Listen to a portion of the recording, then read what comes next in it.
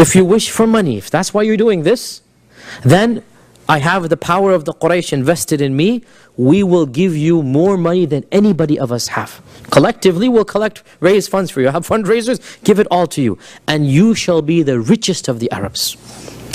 If you want power, we will make you our king. The Arabs did not have a king. The Quraysh did not have a king. But now they are so desperate, they are saying, we'll give you the title of king, and anything that we want, you will have to agree and sign to it. You'll become our ruler.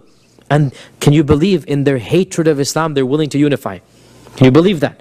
Because they're never unified. Every tribe is wanting to be boss. But if they're that desperate, we'll make you our king.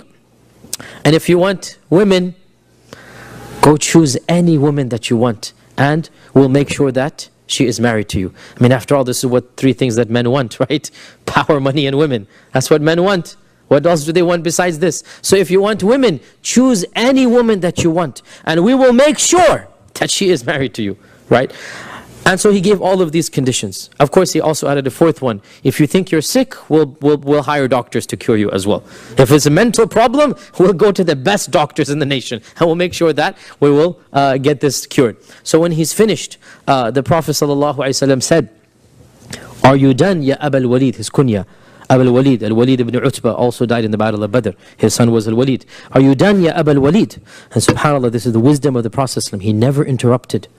He never interrupted. The simple habit that we are used to in this society, I have to say Muslim culture has abandoned, but the West still has it. You don't interrupt a person when they're speaking. You let them finish. Not just that, you then ask, "Are you done?" Or anything else. He goes, "No, that's all I have." So then he said, "Now listen to me. Now it's my turn." And then he began, "A'udhu billahi minash shaitanir rajim. Bismillahir rahmanir rahim. Hamim. Wal kitabil mubin." And he begins reciting Surah Fussilat. He begins reciting Surah Fussilat.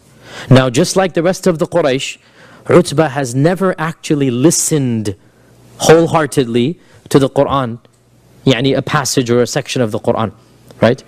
And so Utbah was sitting back, because he goes, when he's done, he put his hands back to relax, basically. Yes, I'm done. Now it's your turn. Okay? And as the Prophet ﷺ continued reciting, and he continued going verse by verse, Utbah's expression begins to change. And he begins to palpitate. And there's a verse in Surah Fussilat that says, فَإِنْ أَعْرَضُوا فَقُلْ أَنذَرْتُكُمْ صَاعِقَةً مِثْلَ صَاعِقَةِ عَادٍ وَثَمُودٍ. Right? Now, I wanted to actually recite it and go over verse by verse. Unfortunately, as usual, I don't have the time to go into that much detail. But wallahi, these are things that need to be done. I want you all to go back and read Fussilat, not translation. Read it and see the power, the rhythm, the tempo is building up. And then Allah says, if they turn away, then warn them that a punishment will come and a destruction, just like the destruction of Ad and Thamud. When he recited this, Utbah jumped up and he put his hand on the mouth of the Prophet ﷺ and said, "I beg you by Allah and by the rights that I have over you as your blood relative to stop and don't send this punishment. I beg you, anshuduka billah." Yani it's moved him. Can you imagine hearing the tilawah of the Prophet ﷺ, right? It's moved him that he is now trembling. And he turns and he runs back to the same group who has now sent him as their authority and delegates. And he says to them, "Listen to me." Like he tried to listen, they could listen to them in Badr, but they never listened. "Listen to me. Leave this man alone. Leave this man alone. Because I have heard a speech from him that I have never heard before." Again, the power of the Quran. "And I could not comprehend all of it." Scholars have differed why people say this. Some people say because the words were so advanced, but in fact they were not that advanced. What really it is that, as Allah says, that when there's so much shirk, there is a ghishawa on their hearts. And so they accept, they understand some phrases, and others it's just beyond them at that point in time until they accept Islam. "I could not understand all of it, however, إِنَّ هَذَا سَيَكُونُ لَهُ شَأْنٌ." He is going to have an importance. Sha'n. He's going to cause some scene in the world, if you like. And if the Arabs get rid of him for us, then our hands are clean because he's a fellow Qurashi. We're not allowed to touch him, right? If the other Arabs get rid of him, then our job is done. But if he wins over the Arabs, then wallahi his victory is our victory and his power is our power. I mean, isn't this a pragmatic wise man? He's not a believer, he never accepted. But this is what you call pragmatism. Look, leave the guy alone. If he really is not worth it, somebody else will do the job and kill him. Let us not do it because he's our tribesman. And if he is what he is saying he is, then his victory is our victory. And his success is our success. Allah says in the Quran, لَقَدْ أَنزَلْنَا إِلَيْكُمْ كِتَابًا فِيهِ ذِكْرُكُمْ. We have revealed to you a book, in it will be your honor, your dhikr. The Arabs would have been, I'm not trying to be racist because I'm not Arab, they would have been a footnote in history. Wallahi, they would have had nothing to give, just like some of the tribes of Africa, whatever, that we don't even know about in the past, right? Some of the Aborigines, we don't know anything about them. The Arabs would have been another footnote. But Allah says, we have given you a book, you will become the rulers. لَقَدْ أَنزَلْنَا إِلَيْكُمْ كِتَابًا فِيهِ ذِكْرُكُمْ. Your legacy will be through the Quran. And that's exactly what happened. That because of the Quran, the Arabs became the rulers of the world. And the Arabs went to a height that even the Romans and the Persians and everybody else was left behind. Right? And so this is what Utbah is telling them, many decades before the actual rise happens. When Utbah said this, they said, as they always said to everybody else, he has bewitched you like he bewitched everybody else. Right? Continuing on, they cannot accept the truth as it comes to them. And there's much more to say, but as usual, unfortunately, we have run out of time. And so inshallah ta'ala, I open the floor for 5-6 minutes of questions, and then we will continue, resume later on inshallah ta'ala. Questions? Yes? When Abu Jahl was given the title of like when was he started getting called? Some scholars say that this was a title given to him by the Prophet ﷺ. Of course, his name is Amr. His name is Amr. And he was called the father of wisdom before this, and the father of power. And so some say that when he rejected Islam, then he was called Abu Jahl. However, it sounds good to say that, however, he was also called Abu Jahl by the Quraysh. And therefore, Allahu A'lam, I don't have a definitive answer.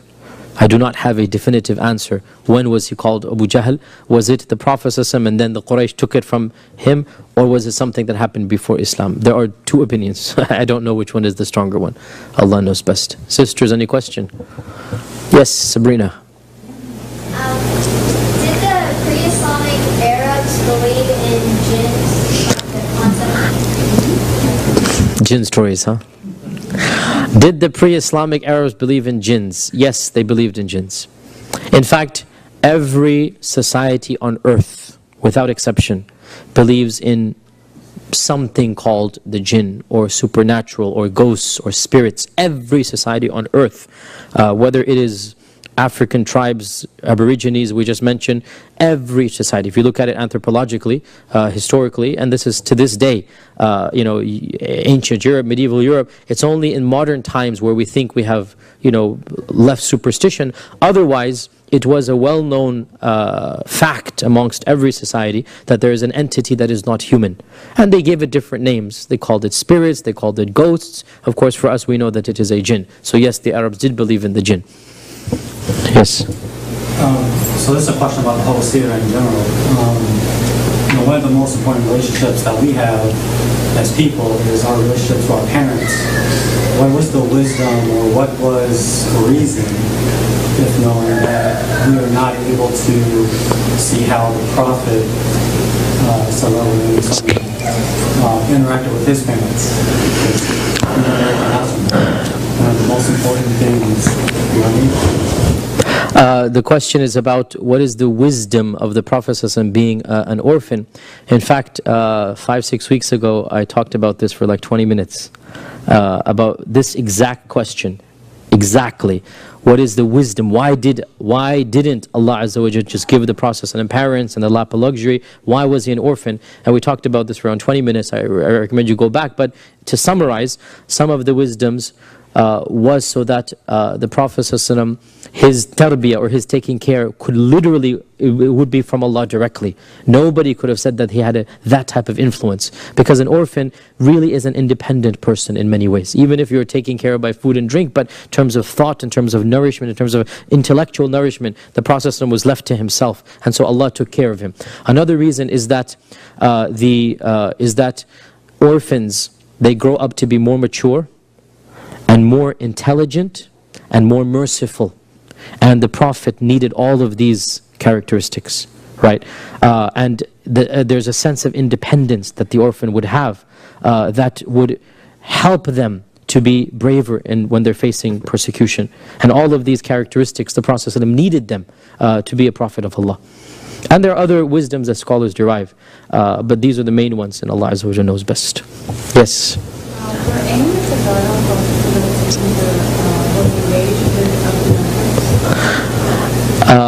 two of the daughters of the Prophet ﷺ were indeed engaged to Abu Lahab's sons. You need to realize that in that culture, it was common for young children to be engaged because they wanted to book, they wanted to lock it into play. Everything is lineage. Everything is lineage. So you want your child's husband or wife, right, to be a person of good lineage. And so before the coming of Islam, no doubt Abu Lahab is an uncle, and Abu Lahab's children is obviously the grandchildren of Abdul Muttalib as well. And so two of the daughters, Abu Lahab had already booked them for his own sons, right? And so even though they were not of marriageable age, they were young girls at the time, but they had been booked, and then when Islam began, then of course Abu Lahab annulled it. those sons were killed? Not in the Makki period, no. The consummation had not occurred anyway. Not in the Makki period. Other questions? 2 minutes left. Yes? What was the relationship between Abu Jahl and Abu Lahab? A lot of people get confused. Abu Jahl, Abu Lahab are two different people. A lot of people get confused. Abu Jahl and Abu Lahab are two different people, two different tribes. Abu Lahab is mentioned in the Quran. That's how you'll remember it. Tabbat yada Abi Lahab. And Abu Lahab is the uncle of the Prophet ﷺ, right? He is the uncle from a grandmother who only had him. Abdul Muttalib had 5 wives. Abdul Muttalib had 5 wives. One of them gave birth to Abu Lahab, and they had no other children besides that. So Abu Lahab is a unique mother. And then another of them is the grandmother of the Prophet ﷺ, and also Abu Talib's mother. So Abu Talib and Abdullah were full brothers. Okay, Abu Talib and Abdullah were full brothers, and that's why Abu Talib took care of the Prophet ﷺ. Abu Jahl has nothing to do with the Banu Hashim. He's from the Banu Makhzum, a different tribe. And Abu Jahl is the one whom the Prophet ﷺ called the Fir'aun of my ummah.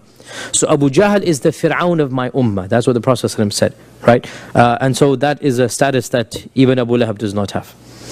Okay. Is that his real name, Abu Lahab? His real name? Abu Lahab was his kunya before Islam for sure. He has a name, it doesn't come to me now. Abdul Uzza, that's the one. Abdul Uzza was his name. But Abu Lahab was given to him before Islam. And it was a name of praise that he is a man of fire. And so Allah used it as a name of mockery. So Abu Lahab for sure, the kunya was before the coming of Islam. And that was a name of praise for him.